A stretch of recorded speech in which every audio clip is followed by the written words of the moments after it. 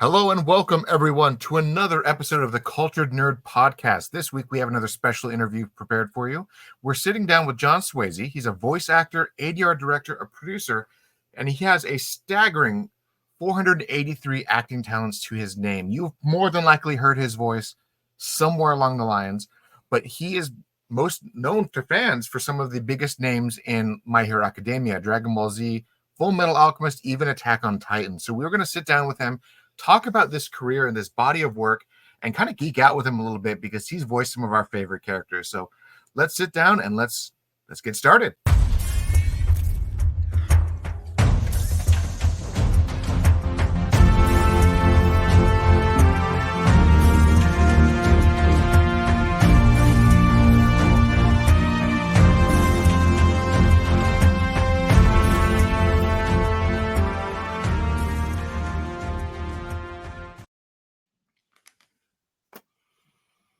Thank you so much for being with us here tonight, John. This is such a treat for us. Me and Michael have been huge anime fans for, I don't know, since we were grabbing literally everything off the shelf at Blockbuster in the 90s. And we were looking through your credits, and you have voiced so many characters that we have absolutely just, like, holy crap. And even most recently, you did the voice of Gendo Ikari in Evangelion, the last one, and that, to me, that was one of the biggest we watched Evangelion when it came out in the 90s. We watched it when it got its second timeline loop, and then the final timeline loop that seemed to have taken about 15 years to finish. Right. But your voice has been everywhere. Well, I thank you for that. I really appreciate it. It's very kind of you. This was for me, it literally, the old adage, being in the right place at the right time. And I'm from Houston, Texas, and where I currently live, and make a living here as an actor doing anime stuff. But I started out doing film and television and that kind of stuff, doing a lot of commercials and stuff in like 1987. And about 1994, 95, I really started to put my eggs in the proverbial voiceover basket, doing a lot of commercials and training videos and safety videos and whatnot. And then about 1997, somebody, and I was doing very well. I mean, knock on wood, I was making a good living. I was supporting my wife, my new wife, and things were good. I was like, this is great. And then about 1997, somebody said, you ought to audition for this company called ADV Films in Houston doing anime. And I was like, what's anime? And they're like, well, it's Japanese animation. I'm like, well, I don't speak Japanese. I don't know what you want me to do. But they said, no, we dub it into English. I'm like, okay, well, I'll try it. And I did. I had a horrible audition, begged them to give me another chance. And I went in and I just started making all these weird voices and stuff. And they're like, oh, well, that's great. So started doing that. And really for the first couple of years, I had no idea what I was doing. I still don't. He's like, why does everybody have blue spiky hair? I don't understand what this genre is. But for me, for Monica Rial, Lucy Christian, Greg Ayers, Chris Patton, I mean, but all of us, it was like, we're all actors and this is more work. So that's really how we viewed it, with no absolutely zero indication or inclination or whatever that it would turn into what it is today. And just like, it's just an absolute mind explosion. We're just like, huh? But starting back then, I got to do a lot of stuff because there weren't that many actors doing it. So where you might have some actors like a Todd Haberkorn, who's got that young sounding voice, they would be the lead in a show. I had a more character sounding voice. So I started doing I would do the characters all around that character. You know what I mean? Like, yeah. Playing lots of different characters. So I actually, when I did Evangelion, I'd done some bit parts for it. And there was an actor by the name of Tristan McCavery who originally did Gendo. And after a season, or I don't know how, he didn't do very much, and he just kind of left. I don't know what happened, but he just left everything and walked away. And so Matt Greenfield, who was one of the founders of ADV, said, "Hey, would you audition for this? I think you could do it." And I did, and I got it. And so then I did Gendo, and then they lost it to Funimation, but I still continued to do Gendo. And then Netflix did a whole reboot, and they recast everybody and It rewrote. didn't really go over well with fans. No, Most fans no, hate the new cast. no. It's like doing Gone with the Wind and the South wins the war. Why would you do that? You know? And so then, fortunately, Michael, like you were just saying, that, or excuse me, anyway, who am I trying to say? Amazon came back and redid the movies and brought back the original cast and all that kind of stuff, and gave it that fourth movie so you could have a nice ending. And it was so, yeah, I've just been very, very fortunate. But so I was not Gendo, I was Gendo, not Gendo, and Gendo again. So I've been Gendo more than the others have been Gendo. When you record him, do you make a scowl face? Do you put your hands over? Do you only look above a desk? Do you only say? Yeah, stand there and record like this the whole time. The engineers get mad at you because you're masking your voice. But I definitely, I'll kind of crunch, squish myself a little bit, and I'm a big believer in when you're doing voiceover, you've got to use as many tools as you have. We don't have a set. We don't have props. We don't have wardrobe. We don't have other actors to play off of. All we have is what we're watching and what we can say. So anything that we can do, in my opinion, anything that we can do to enhance that is going to help us along. So I like to get very physical with my voice acting. I just finished working on a new show coming out for Sentai, which is now it's what ADV Films became. And I played this kind of walrus character, and he sort of talked like this, and yes, that will be great. And so every time I would just kind of do this with my hands, like a pterodactyl, just a T-Rex, like, oh yes. And when I would do it, and if I start to fall out of voice, my director would go, hands. It would come out right. So, yeah. So anyway, but all of that is to say, I've been very fortunate being in the right place at the right time. I got in with ADV, then started working at Funimation, which is up in Dallas, 3.5 hours away, and then now I'm actually a full-time director at Sentai, which is now part of the AMC Networks family. So, yeah, it's been a great career over the last 27 years of doing this. But it speaks to how much this has grown, in that multiple companies have got into this game, multiple companies have got into this game and fallen out of this game, and that you have been a consistent.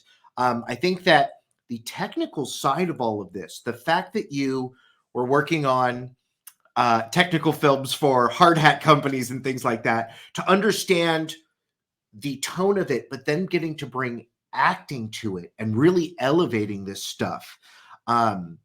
Because whether you were aware of it or not, you shaped so many people, but also the flow of what anime was. For a long time, it was just Dragon Ball Z that people connected with anime. Now that umbrella is so big and encompasses so many different genres. mm-hmm. Is that one of the reasons why you've stayed with it so long? I mean, directing means you're now getting to give actors notes that you would love to have gotten, and you're getting to share your wisdom with people. But it's such a large umbrella. How do you pick projects? Do they just come to you? Do you have any say over those things? Yeah. So, to your point, Michael, it's really a good one. Anime has come along so far, and there's a number of reasons for that. I mean, lots of reasons, but some of the reasons I believe are dubs. And I say that I have nothing against, if you like subtitles, go for it. I'm nothing against subtitles. I personally don't like to read a movie if I don't have to, but I think that the dubbing is what opened this up to more people.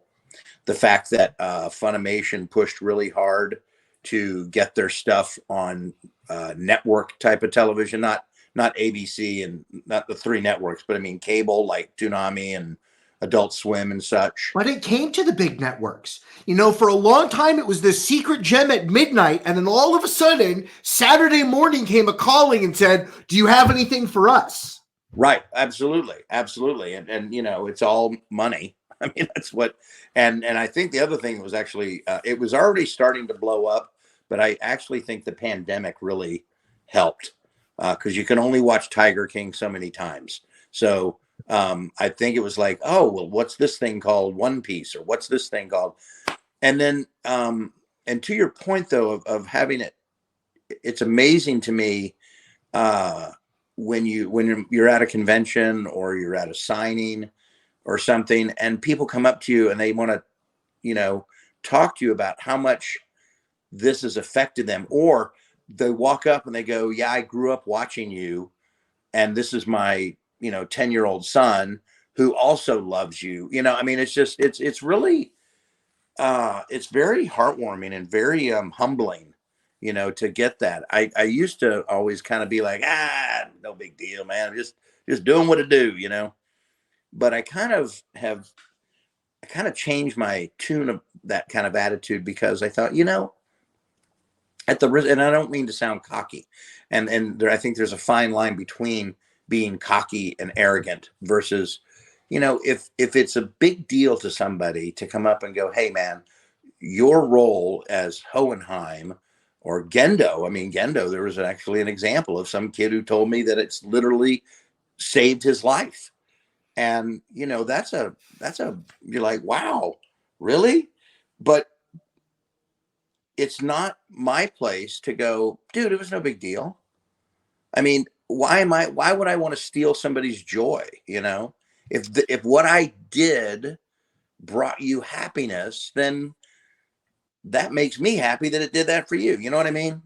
So I think it's been just an absolute blessing that, I've gotten to do this, and you know, and like so many of the older actors, you know, that have been doing this a while, we never set out to be an anime voice actor. We never set out to do that.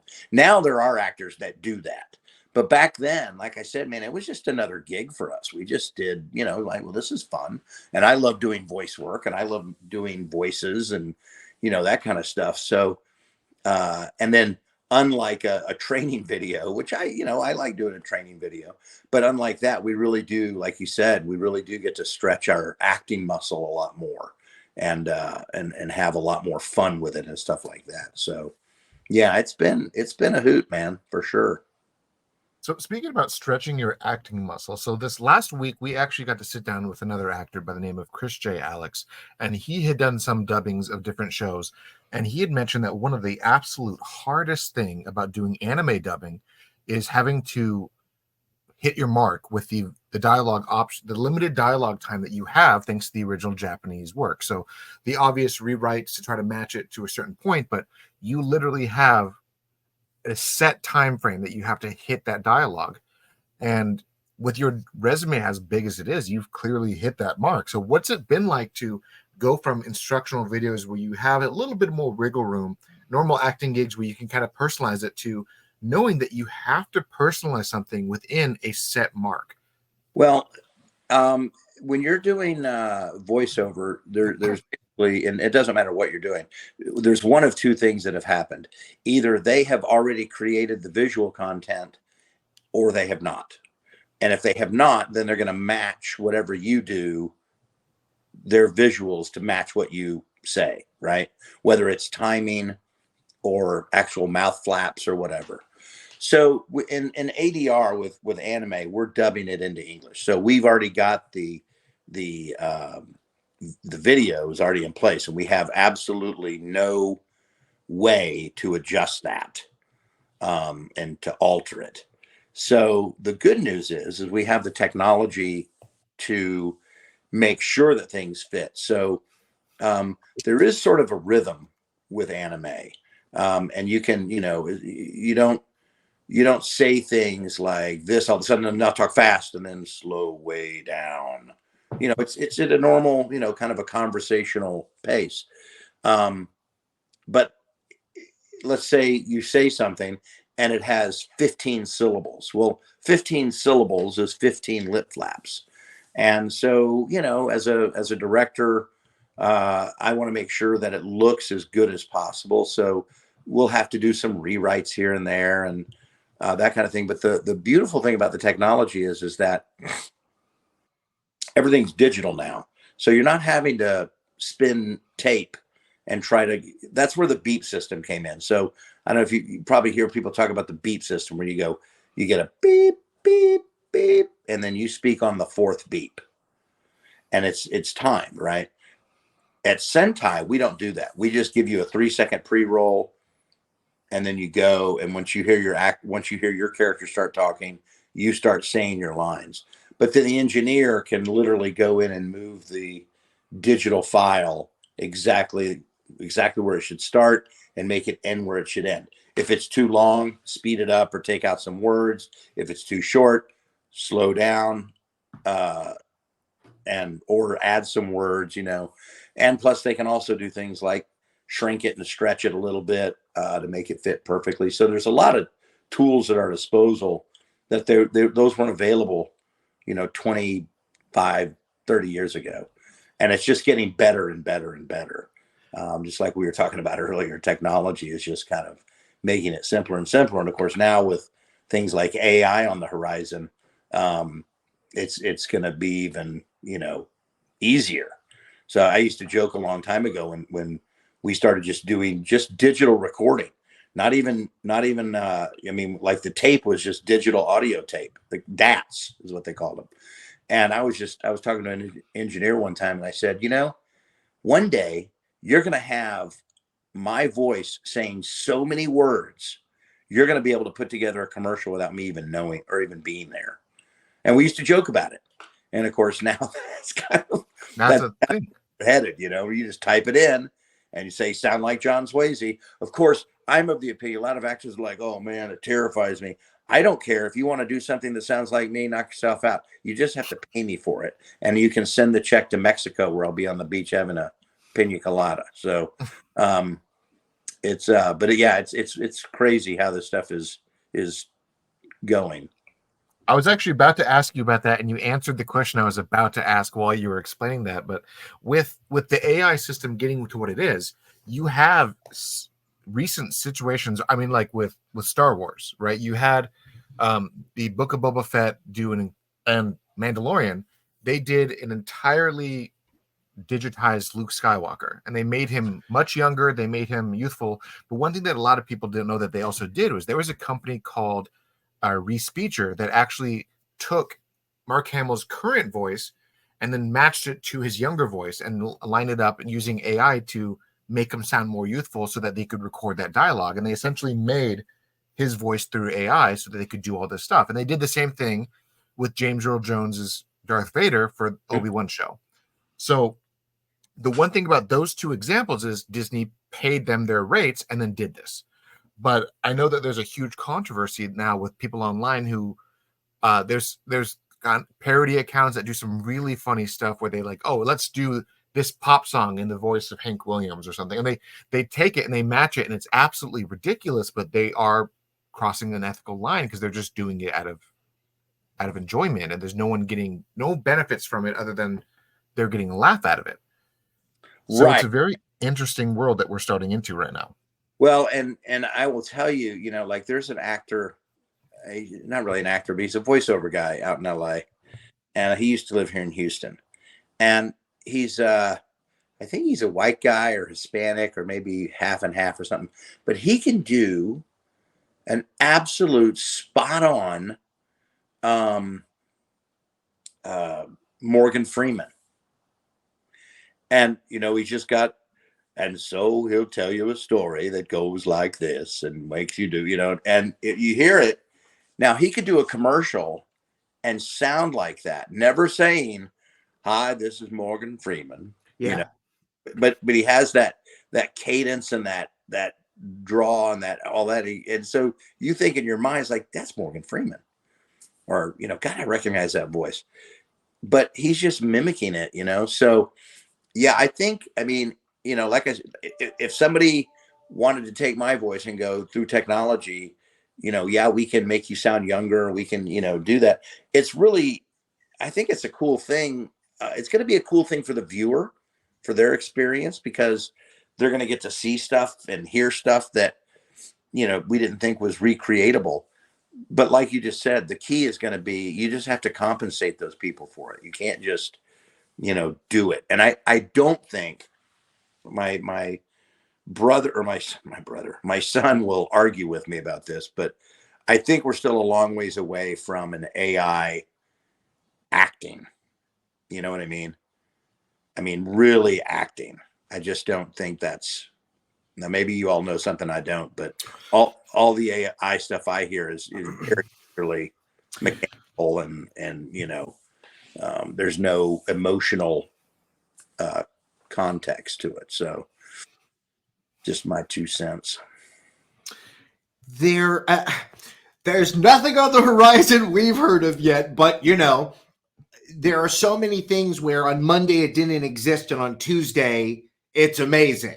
And so many of these things. Anime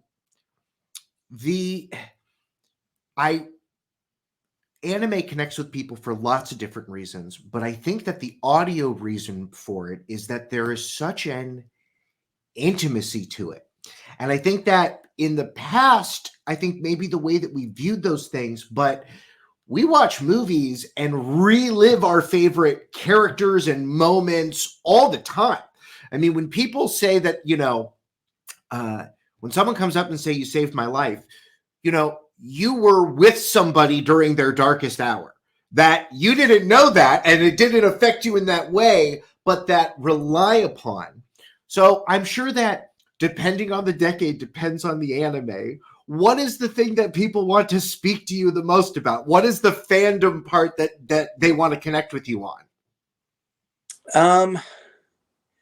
That's a great question. It's really hard to say. I think, people that, maybe if they had some sort of trauma or traumatic experience in their life and, they watched anime and they identified with a character, which is really interesting when people say that to me, because I play a lot of bad people. I don't play like the hero. And so I'm always kind of fascinated when somebody says that to me. But you were the evil that they overcame. Like Yeah. in the Neverending Story, he's reading the book with the Atreyu. I am watching Prince Vegeta beat the shit out of you. We together are besting you. And then I beat you up in a video game. And of course, this is not you, but we are slaying the giants that you are playing. And the height of the evil just means young Midoriya has to step up that much more. I mean, so yeah, I mean, I guess it just depends on it.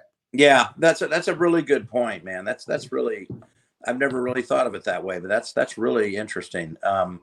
We were talking about Godzilla. Is it -0? -1. -1. Yes. Love that movie. Saw it over in December. Loved it. Thought it was great. And I just remember though thinking, have you seen it?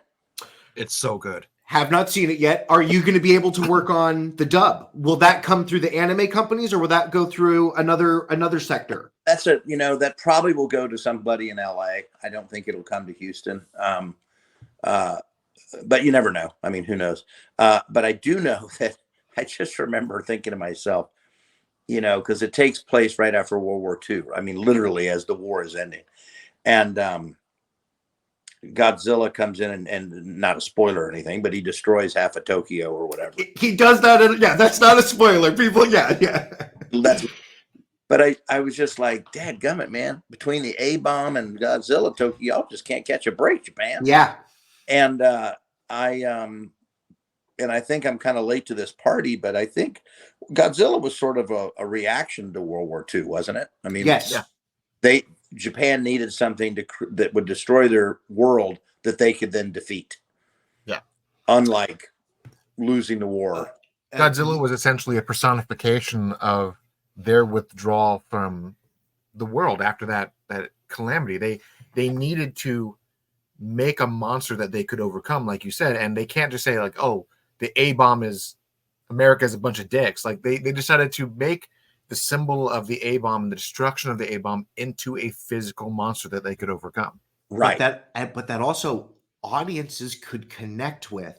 You know, sometimes, you know, we see Independence Day where they're blowing up Los Angeles and Washington, D.C., and it's like, well, that's a movie. Ha ha ha. That's what it looked like. Godzilla came out in the 50s. This was a cultural experience that people did feel devastation.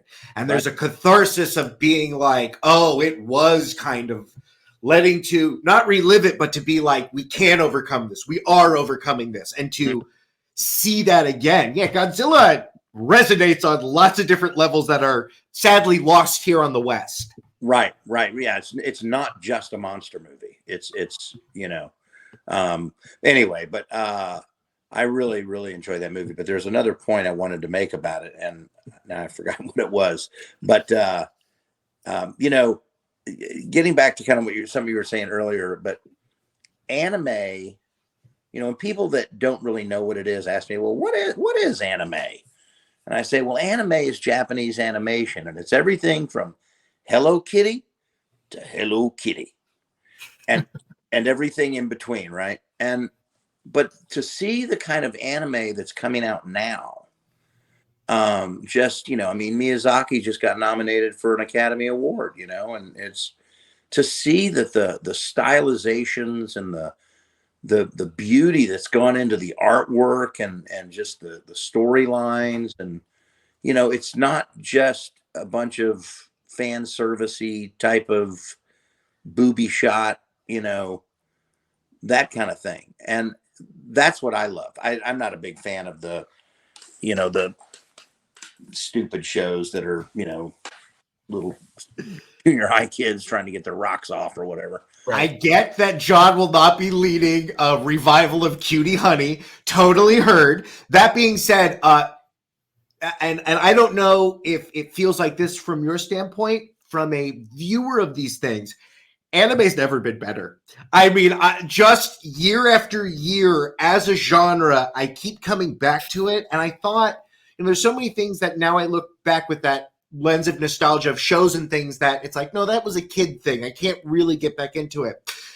The anime just holds up. And it holds up. And when I watch it, you know, I watched many of these things as a young man with a lot of testosterone. I had one feelings. I now watch these shows again, and it's like, well, where is Hikari coming from?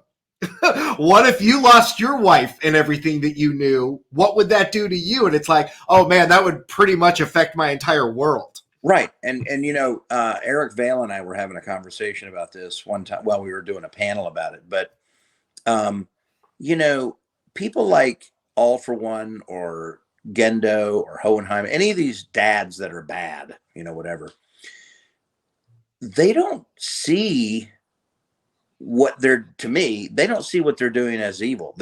They've got something they want to do, and they're going to do it.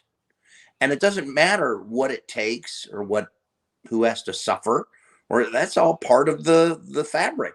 That's part of the makeup of what needs to happen in order for me to achieve what I need to achieve. They're all immoral, but with really good manners. Like if any of them spilled a cup of tea on you, they would apologize. I'm so sorry about that. But like, they'll sacrifice the whole town, no problem. Right. Exactly. That's excellent. Yeah. I found some of these characters, and the best way to kind of explain them to people is like Magneto from the X-Men. He doesn't see himself as a villain. He sees his cause as a righteous cause, and he understands that I'm probably going to have to break a few eggs to get this done. But as you said before, as we get older, as young teenagers, Michael and I, we loved Evangelion. We're like, gosh, Shinji's life sucks. Gendo's terrible. But then as we became adults and then we started like getting married and having families of our own, I'm like, I watched the last movie and I'm like, what would I do if I had the resources to end the world and rewrite it to bring my love back? Would I do that too? Right. And it's such a fascinating duality that anime can hold up. Like within like a 20-year retrospective, you as a kid, you see it this way. As an adult, you see it this way. It's such an amazing thing. And I was looking through your IMDb and some of the best characters in anime you've done voices for, like Hohenheim of Light, for Full Metal Alchemist Brotherhood in particular. The first one, Full Metal Alchemist, came out. They weren't caught up with the manga, so they did their own thing about halfway through. There was another actor who did the voice of Hohenheim, and then you actually did a voice in the follow-up movie where you actually played a historical character in The Rise of Hitler, which was kind of fascinating. Mm-hmm. And then they rebooted the show and kind of skipped all of that intro stuff and then just went straight into the stuff that people didn't have. And they told an extremely different story.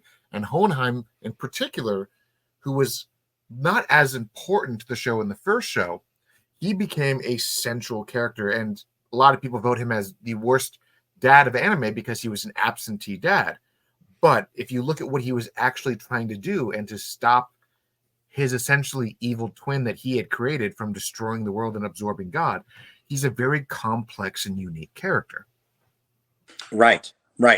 Scott McNeil was the actor who played him originally. He's a Canadian, very nice guy.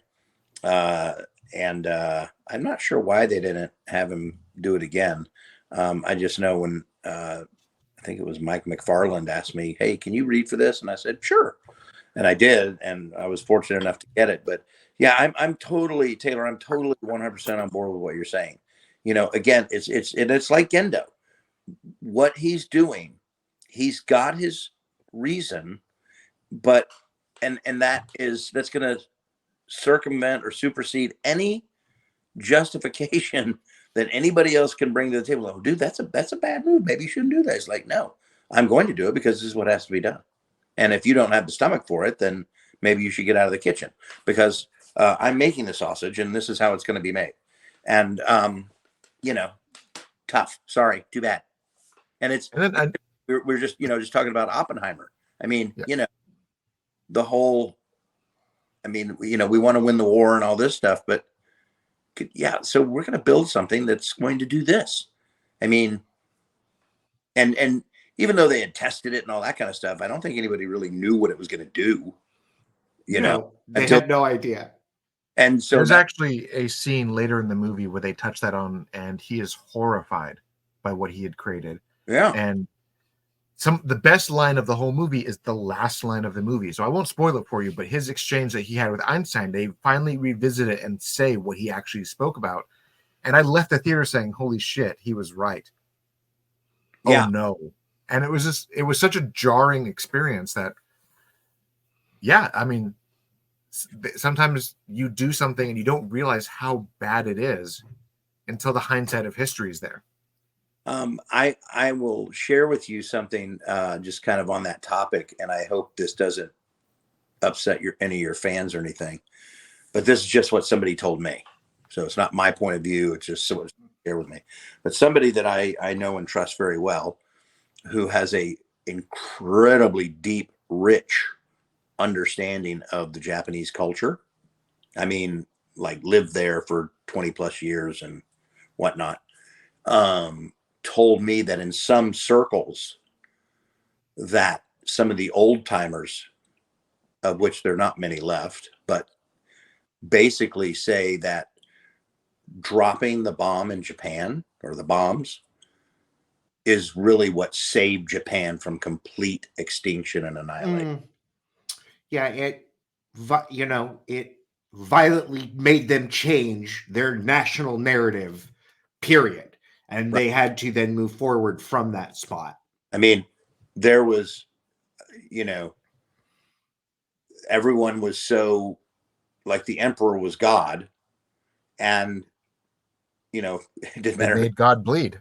You would fight to the death to Yeah. protect your country, and if that happened and Marines invaded, we would have lost a lot of good people, and they would have lost everybody. and it's because they just they would not surrender. So you get to see some of that. I feel like in the follow-up series to Band of Brothers, and now the new the Airman show starting, but that middle one about the Pacific just shows just how brutal the island campaign was. And I think that those generals and those people in charge were like, we're burning the candle at both ends here. If you're telling us we're going to invade this country, we will. But I'm going to let you know that, I mean, the setbacks and things like that, just brutal, brutal, brutal stuff. Dude, that's interesting. I remember the Pacific is the name of it. Yes. And after I watched Band of Brothers, I mean, I couldn't start watching it fast enough. I kind of feel like Band of Brothers was a little better.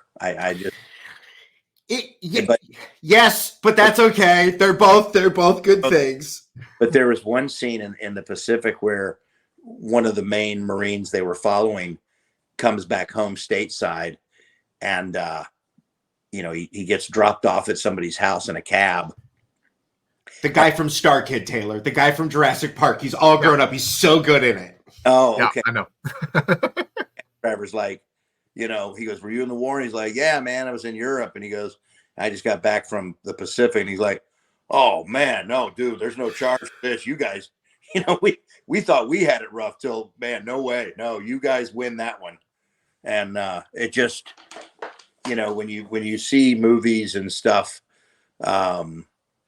about, whether it's made up or not, but, even World War I and stuff, but the Allies fighting in Germany and, for one night, let's all just stop fighting for a bit. Okay, guys, we're all tired.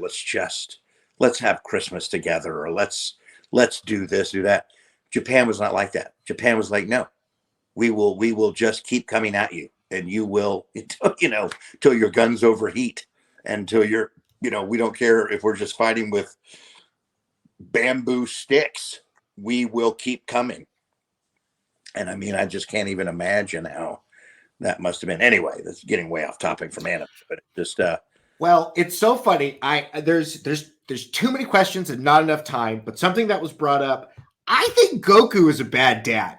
He constantly leaves his family. I watched when when Frieza kills Krillin again, Goku turns to Gohan and says, "Get out of here, because I'm not going to be able to control my anger anymore." Right? Like, he always leaves him. I think that there's lots of bad dads in anime. Oh, there are for sure, man, for sure. So we're in this world where what I'm so happy to see voice actors getting recognition for these parts, and there is a community thriving for them. And I know that, I see John Williams playing my favorite Star Trek soundtrack, and then they play Star Trek. Why aren't there live anime readings? Why isn't there Dragon Ball Z live? Why haven't we seen? They happen at cons and stuff like that, but has there ever been talk of doing them as a show? Seeing these performances live, I watched the Japanese when they'll have the woman from Evangelion come out. The whole audience sings the song. They all clap along. Let's have someone do the intro song. Let's do a 22-minute episode live. We'll do an ending song. That's a show. Yeah, that would be funny. I directed a show called Review Starlight, and it's about girls on the stage at a school, but the anime is based off of a live stage production. It's not from a manga or anything. It's from a live stage production. But and then of course you've got live, the One Piece on Netflix and stuff like that. But yeah, I don't know. That's a good question. I mean, I've done some stage readings at conventions and stuff like that, or we'll do a scene from a movie, a reading from a movie, but as an anime character, or stuff like that. But I've I don't know, that'd be really cool to see. I mean, one of the things that's tough about anime is because it's animated, you can do all kinds of cool stuff with it. And for the longest time you just couldn't recreate that in a live, yeah, I mean, even television, or a movie. live action movie, much less stage, because it's got so much, stuff going on. But now with technology the way it's going, who knows? Maybe one day. We'll see. You're a man of a million voices. You've done so many scripts. I'm sure at a certain point, it is in one ear and out the other because of the volume that you're doing. That being said, are there any lines that stick with you? There's a term online, lives in your head rent free, and people will play, a scene from a movie like the opening of Saving Private Ryan lives in my head rent free. I just think about that sometimes. Are there any audio lines from all of your characters that you sometimes say to yourself in your day-to-day life? Yeah, absolutely. And it's kind of a two-part answer, but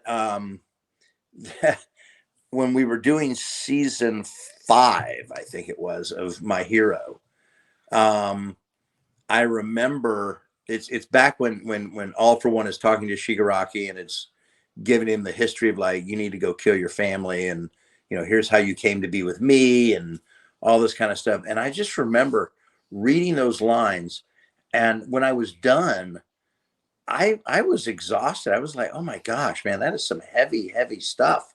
And I don't think I'd ever felt that way. And it wasn't a particular line. It was just the content of it itself. But I mean, there's all kinds of favorite lines, and every now and then I'll blurt them out, But one of my favorites is this is actually my all-time favorite, but it's from the game Borderlands 2. Yeah. I play a character, Salvador, and he's gunzerkering with both his guns, and he's just having this like orgasmically good experience. And he says, "It's like having 3 dicks."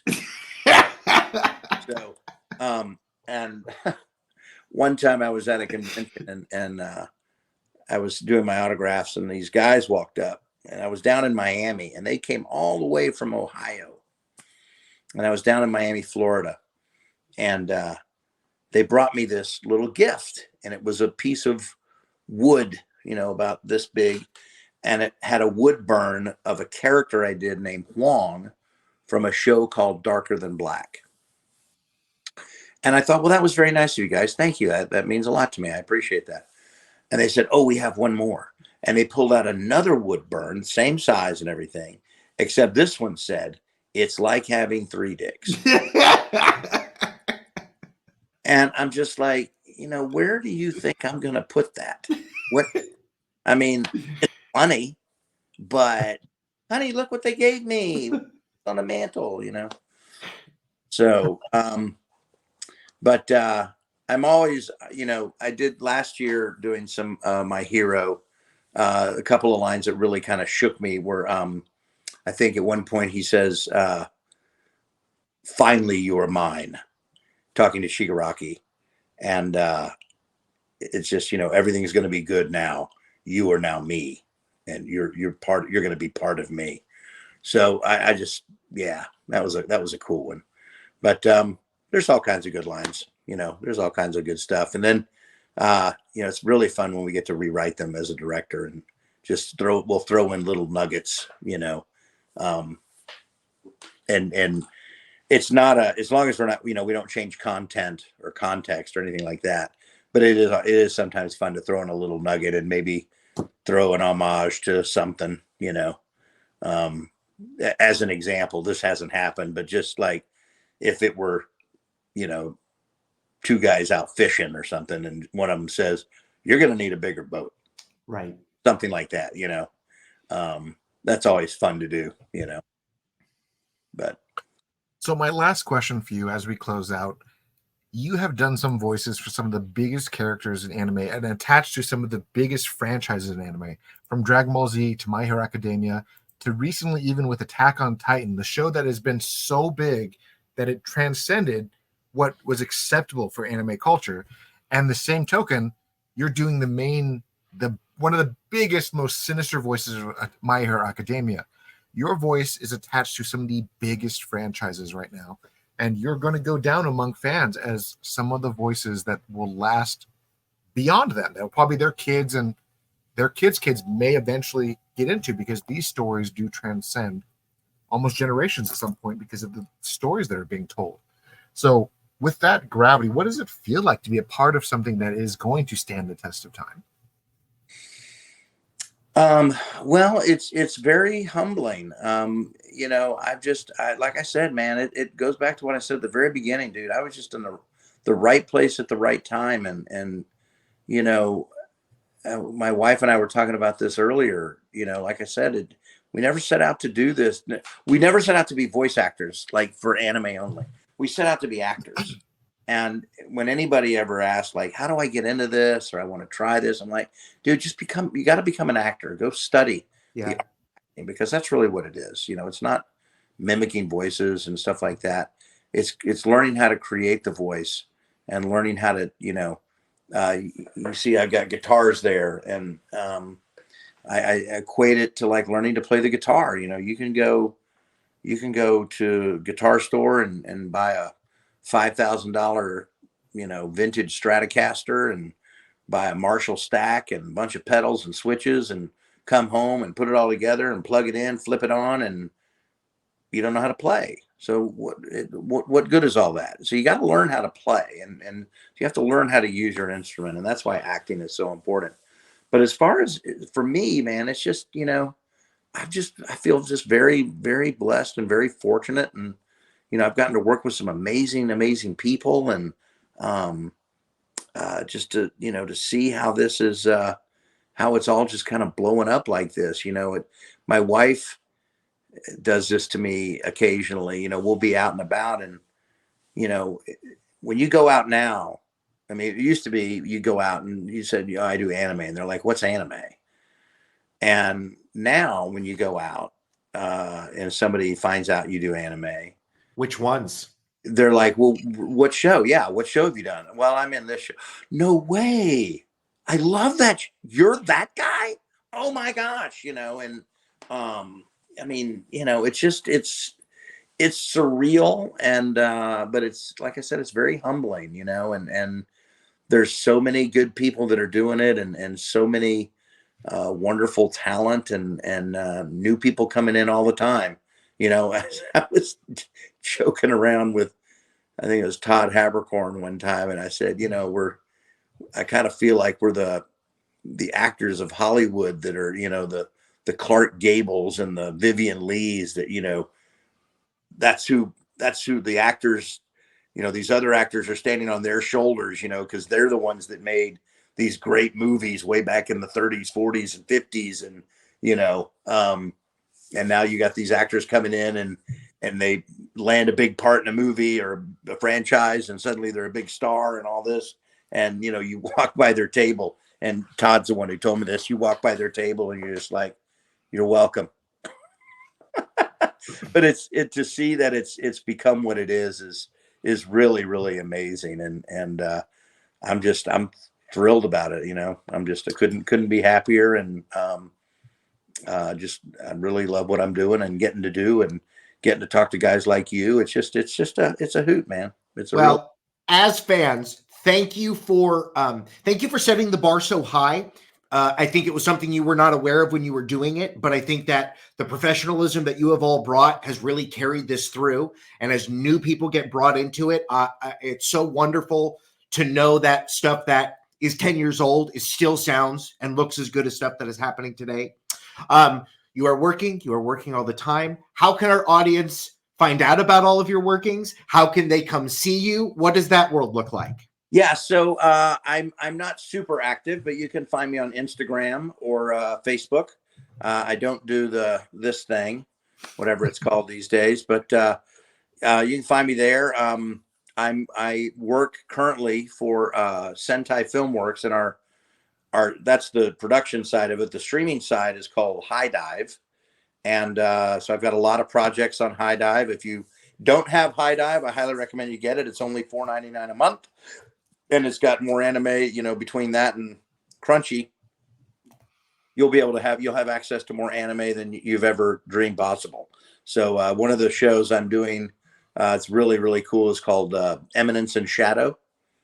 and it's a really hot show, and so I'm really excited about that. We just had a movie called Tunnel to Summer, which had a little theatrical release, which I was really proud of, and I got to direct that. So things are rocking along. But I friend everybody on Instagram and Facebook. I'll never say no. Well, thank you so much for your time. This is there's a million questions, so anytime you want to then come back and have us ask you more million questions, we wanted to keep this conversation about all the different things that you do, but I would love to go through just character by character with you, because your work is so much fun. Well, thank you very much, Michael. I'd love to. We'll do it again. Well, all right, again, Taylor. Thank you so much for joining us. As per usual, Michael, take us home. Thank you so much to all of our wonderful Patreons at patreon.com/theculturednerd. Thank you so much for all of your donations. Thank you for keeping the lights on here. Here's the list of all of our wonderful patrons. Thank you so much for keeping all of us going. Your host has been Taylor Murphy. I'm your co-host, Michael Santel. Our logo was by Jose Navarro, and our intro was by Taylor Murphy and Jay Stu. If you have those cell phones with your cameras, please give us a follow there. It's a silly thing to say, but please like, follow, subscribe, and make sure that more of this content gets out to the world. And thank you for joining us, all you kids and cats. We'll see you next time.